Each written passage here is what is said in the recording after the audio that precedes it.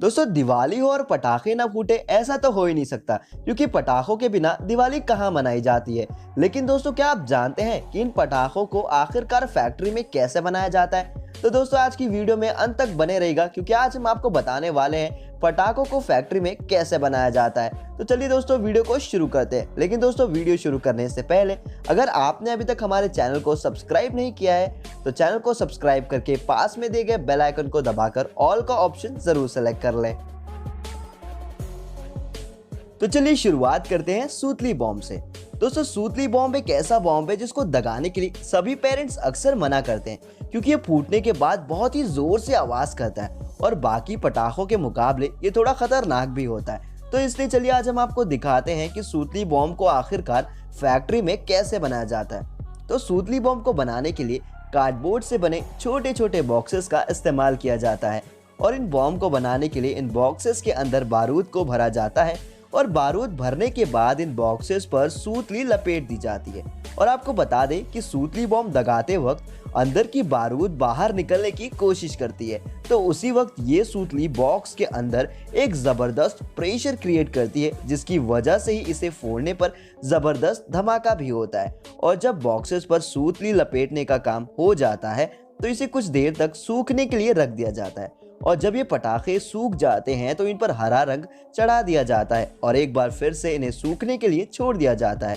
और जब ये अच्छी तरह से सूख जाते हैं तो इन्हें उठाकर कारखाने के अंदर लाया जाता है और अंदर लाकर एक सुई की मदद से इन पर होल किए जाते हैं और फिर होल में धागे और फ्यूज को घुसा दिया जाता है, जो कि बॉम्ब को फोड़ने में मदद करता है। फ्यूज लगाने के बाद बॉम्ब पर लेबल लगाई जाती है, जो कि फ्यूज को पकड़ने का काम करती है और इस तरह से आपका सूतली बॉम्ब बनकर तैयार हो जाता है, जिन्हें बाद में पैक करके मार्केट में भेज दिया जाता है।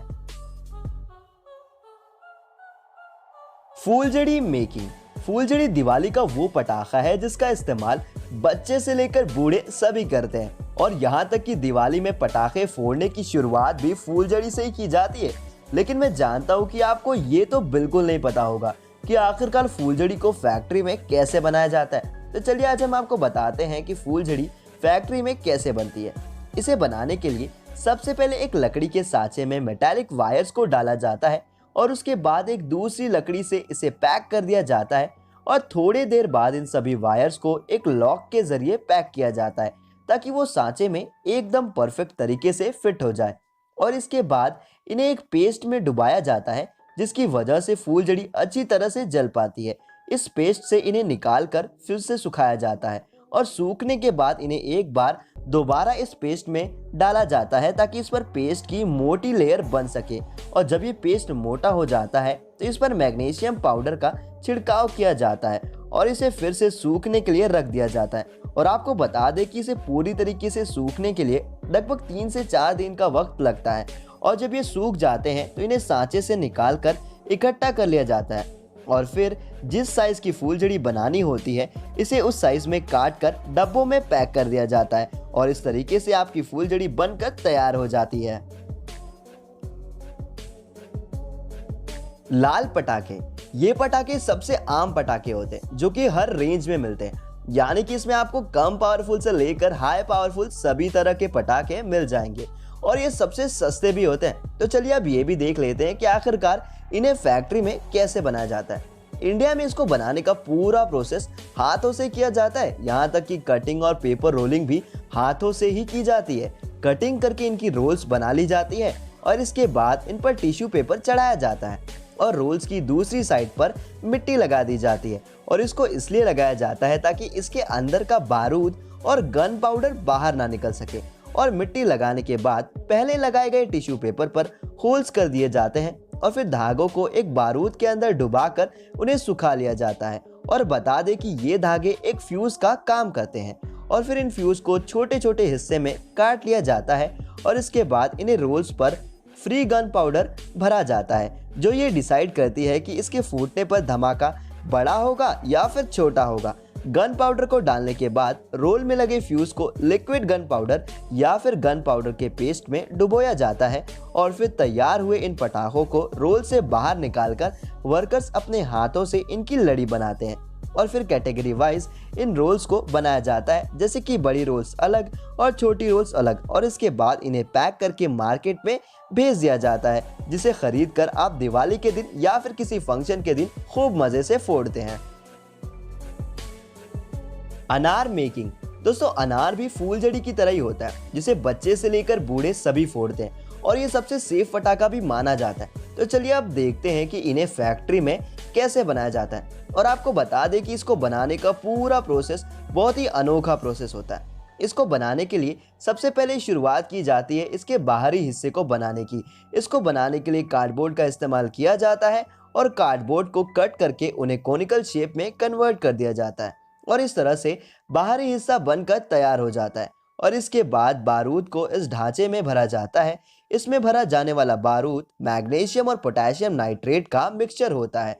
बारूद भरने के बाद नीचे से ढक्कन लगाकर अनार के कोनिकल शेप वाले ढांचे को सील पैक कर लिया जाता है। और बता दें कि इसके बेस को ठोस और मजबूत बनाने के लिए पीछे के कवर पर मिट्टी की कोटिंग की जाती है और कोटिंग करने के बाद इन्हें कुछ देर तक सूखने के लिए भेजा जाता है। और जब अनार सूख जाते हैं तो इनमें होल किए जाते हैं और होल बनाने के बाद फ्यूज को बारूद के पेस्ट में डुबाकर सुखा लिया जाता है और फिर इन्हें होल में फिट कर दिया जाता है।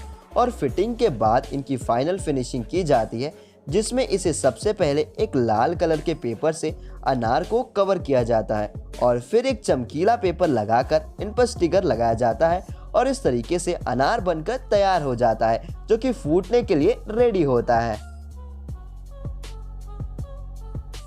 चक्री मेकिंग।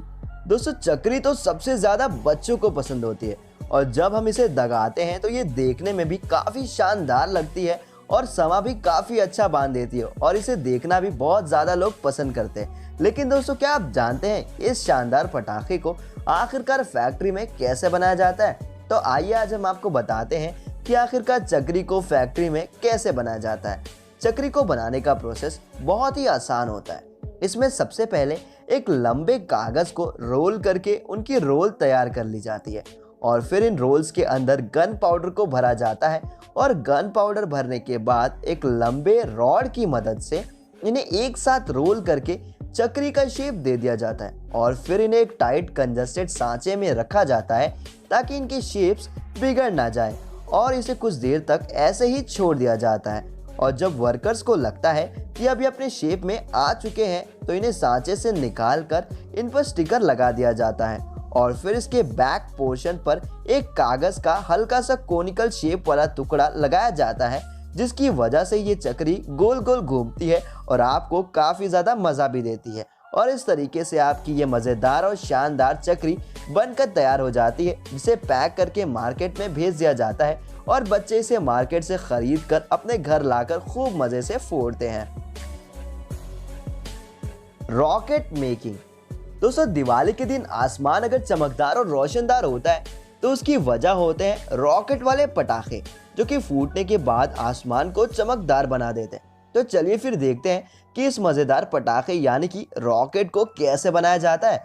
तो दोस्तों रॉकेट को बनाने के लिए सबसे पहले कार्डबोर्ड की शीट को काट कर उन्हें गोल गोल आकार दे दिया जाता है और फिर एक ट्यूब टाइप रोल बना ली जाती है और उसके बाद इन ट्यूब्स को एक प्लेटफॉर्म पर रख कर उन्हें एक साथ चिपका लिया जाता है और फिर इन्हें एक रस्सी से बांधकर इन पर स्ट्रिप्स लगाई जाती है और जब स्ट्रिप्स लग जाती है तो उस पर मिट्टी डाली जाती है और इसके बाद एक पंचिंग मशीन के जरिए इन्हें सील कर लिया जाता है और फिर इस पैक में होल किए जाते हैं और होल करने के बाद उसी होल्स में फ्यूज भी लगाए जाते हैं और फिर इनका सेट बनाकर इन्हें अलाइन कर लिया जाता है और अलाइन करने के बाद ऊपर से इनके अंदर गन पाउडर को डाला जाता है और उसके बाद पहले से कटे हुए कार्डबोर्ड के अंदर बारूद भर दिया जाता है, जिसे कि हम डबल शॉट भी कहते हैं। और बारूद भरने के बाद इनकी फाइनल फिनिशिंग की जाती है और फाइनल फिनिशिंग होने पर इन्हें पैक करके मार्केट में भेज दिया जाता है, जो बाद में मार्केट से निकलकर आसमान को चमकदार और रोशनदार बनाते हैं। तो गाइस आज के लिए बस इतना ही, मिलता है अगली वीडियो में। अगर आपको ये वीडियो पसंद आई हो तो इस वीडियो को लाइक और शेयर जरूर करिएगा और आपको इसमें से कौन से पटाखे सबसे ज्यादा पसंद है यह हमें कमेंट बॉक्स में कमेंट करके जरूर बताएं। और दोस्तों अगर आपने अभी तक चैनल को सब्सक्राइब नहीं किया है तो चैनल को सब्सक्राइब करके पास में दिए गए बेल आइकन को दबाकर ऑल का ऑप्शन जरूर सिलेक्ट कर लें। तो दोस्तों मिलते हैं अगली वीडियो में, तब तक के लिए नमस्कार।